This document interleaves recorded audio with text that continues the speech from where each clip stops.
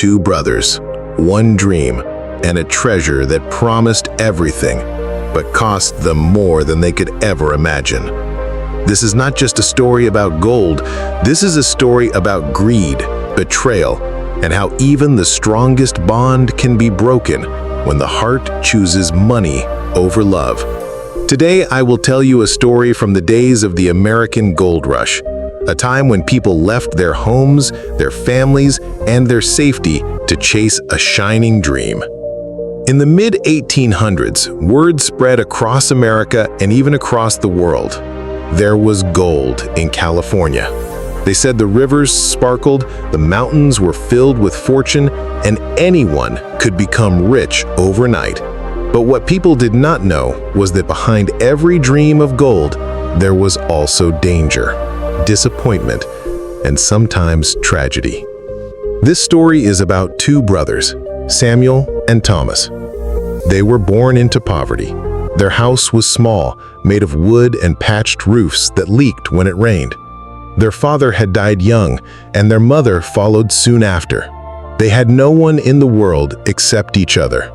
Life was not easy. They worked as farmers, but their land was dry and their harvest was poor. They ate little, worked hard, and dreamed of a better life. But in that difficult life, they made one promise. No matter what happens, we will always stand together. That promise kept them strong. One day, news of the California Gold Rush reached their small town. People were selling everything they owned just to travel west. Some became rich in weeks, others lost everything.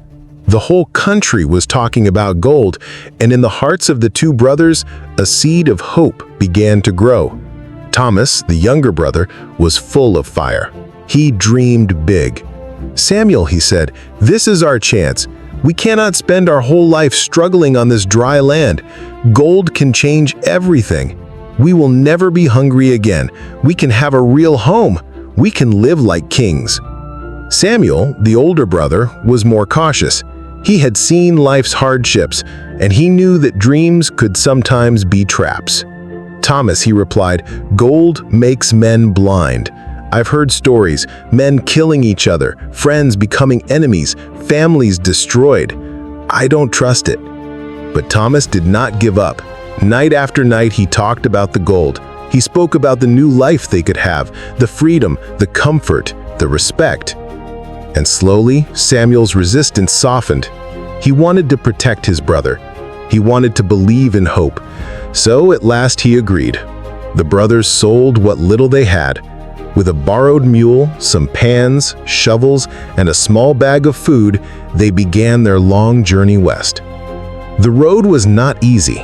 They walked for weeks under burning sun and through freezing nights. They crossed rivers, mountains, and endless dusty plains. Along the way, they met hundreds of other dreamers. Some were kind, sharing bread or fire. Others were cruel, robbing travelers for gold they didn't even have yet. The brothers saw with their own eyes how greed was already changing people. Finally, after months of struggle, they reached California. The land was alive with energy. Tents and wooden huts filled the valleys. Fires burned at night. Everywhere they looked, men bent over rivers, digging in the mud, their faces desperate. The sound of pickaxes rang through the air. Hope, hunger, and madness lived side by side. The brothers chose a small spot near a river. They worked from morning until night. Their backs ached, their hands bled. Their food supply ran low. Days passed, then weeks. The gold was harder to find than they expected. Samuel began to worry, but Thomas refused to give up. "Just a little more," he said. "We are close. I can feel it." And then it happened. One morning, as the sun rose, Thomas shouted with joy. In his pan lay golden flakes, tiny but shining like fire. Their hearts raced. They dug deeper, worked harder, and soon they found not just flakes, but nuggets, small pieces of pure gold. By nightfall, their bag was heavier than it had ever been. In a few weeks, they gathered more gold than they had ever dreamed of. For the first time, the brothers felt rich. Their eyes filled with tears. They hugged, laughed, and even sang around the fire. "We did it, Samuel," he whispered. "We are free." But gold is not just metal.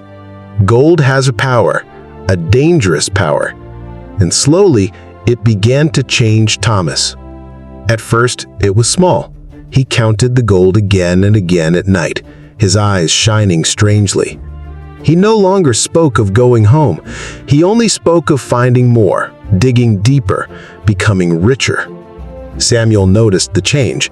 He warned his brother gently, "Remember our promise. Gold is only a tool. We must not let it own us." But Thomas laughed. "You're too soft, Samuel. This gold is power. This gold will make us kings. Why should I share it equally when I do most of the work? I deserve more." Samuel's heart broke. "Thomas," he said quietly, "without each other, we are nothing. Do not let greed steal your soul." But greed is like poison. Once it enters, it spreads. One cold night, Samuel woke up to a sound. The moonlight shone faintly, and he saw Thomas dragging the heavy bags of gold toward the mule.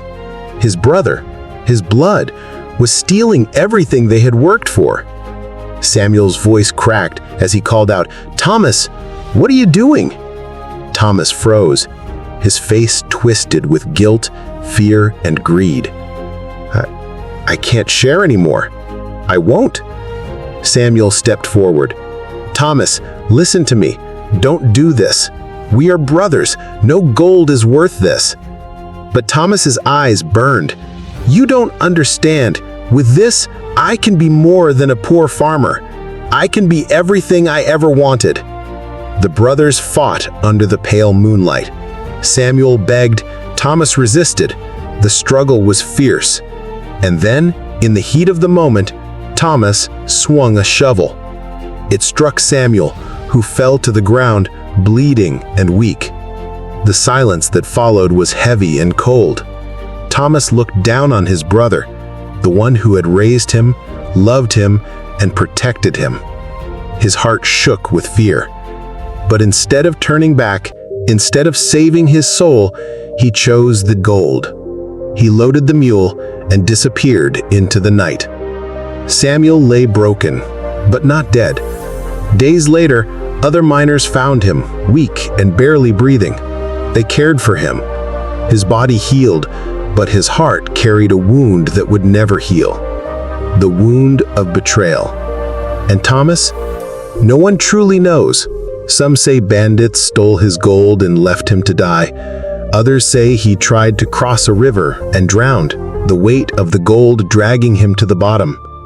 His name disappeared like many men who chased fortune and lost themselves. Samuel never searched for gold again. He chose to live a simple life, working with his hands, telling his story. He warned others of the danger of greed.